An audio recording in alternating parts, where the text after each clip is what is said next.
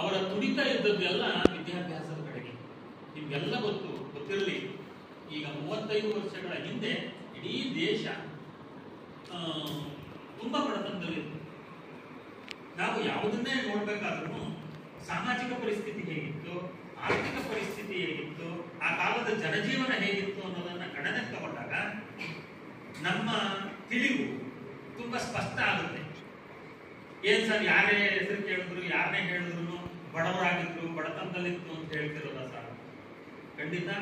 ಈಗ 35 ವರ್ಷಗಳ ಹಿಂದೆ, 40 ವರ್ಷಗಳ ಹಿಂದೆ ಪ್ರತಿ ಮನೆಯಲ್ಲೂ, ನೀವೆಲ್ಲ ನಾಗಮಂಗಲ ತಾಲೂಕು ಬಹುತೇಕರಿದ್ದೀರಾ, ಯಾರ ಮನೆಯಲ್ಲೂ ಪ್ರತಿ ದಿವಸ ಅನ್ನ ಊಟ ಮಾಡ್ತಾ ಇದ್ದಂತಹ ವ್ಯವಸ್ಥೆ ಇರಲಿಲ್ಲ. ಅವರಿಗೆ ಅಷ್ಟು ಬಡತನ ಖಂಡಿತ ಇತ್ತು. ಹಾಗಾಗಿ ಇಡೀ ದೇಶವೇ ಅಂತ ಸ್ಥಿತಿನಲ್ಲಿ.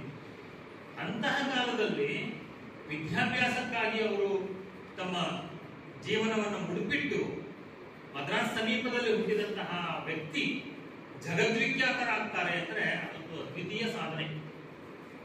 ಭಾರತದಲ್ಲಿ ಇವತ್ತು ಲೈಬ್ರರಿ ಸೈನ್ಸ್ ಅಂತ ಒಂದು ದೊಡ್ಡ ಶಾಖೆ ಇದೆ. ನೀವು ಓದ್ಬೋದನ್ನ. BSc ಅವರು ಓದ್ತಾರೆ, BSc ಲಿಬ್ ಅಂತ ಹೇಳ್ತಾರೆ, MSc ಓದ್ತಾರೆ, ಮತ್ತೆ ಲೈಬ್ರರಿಯನ್ ಸೈನ್ಸ್ ಅಂತ ಮೇಡಮ್ ಹೇಳ್ತಿದ್ದಾರೆ.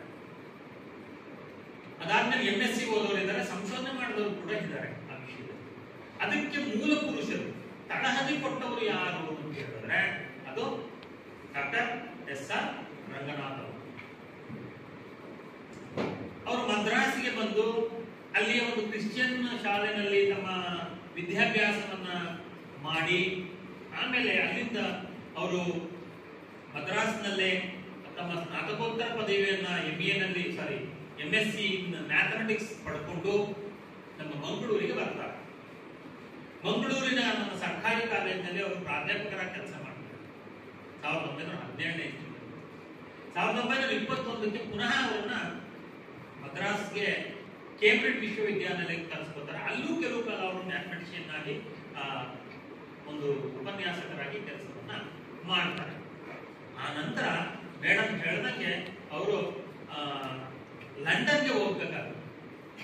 ಲಂಡನ್ಗೆ ಅವರು ಲೈಬ್ರರಿಯನ್ ತರಬೇತಿಯನ್ನ ಪಡೆಯುವುದು ಒಂದು ವಿಷಯವಾದರೆ, ಲಂಡನ್ ಮ್ಯೂಸಿಯಂ ಇತ್ತು, ಮ್ಯೂಸಿಯಂ ವಿತ್ ಲೈಬ್ರರಿ ಇತ್ತು, ಅಲ್ಲಿ ವಾರ್ಷಿಕ ಪರಿಶೀಲನೆಯನ್ನು ನಡೆಸಬೇಕಾಗುತ್ತೆ. ನಿಮ್ಗೆಲ್ಲ ಗೊತ್ತು, ಮೇಡಮ್ ವಾರ್ಷಿಕ ಪರಿಶೀಲನೆ ನಡೆಸ್ತಾರೆ. ಇವತ್ತೆಲ್ಲ ಸುಲಭ ಇದೆ. ಪ್ರತಿ ವರ್ಷ ನಾವು ಸಂಸ್ಥೆ ಯಾವುದೇ ಇರಲಿ, ಅಲ್ಲಿರ್ತಕ್ಕಂತಹ ಪ್ರತಿಯೊಂದು ವಿಭಾಗದ ಪ್ರತಿಯೊಂದು ವಸ್ತುವನ್ನು ಪರಿಶೀಲನೆ ಒಳಪಡಿಸ್ತಾರೆ. ಅಂದ್ರೆ ಆ ವಸ್ತು ಇದೆಯಾ, ಇದ್ರೆ ಯಾವ ಸ್ಥಿತಿನಲ್ಲಿ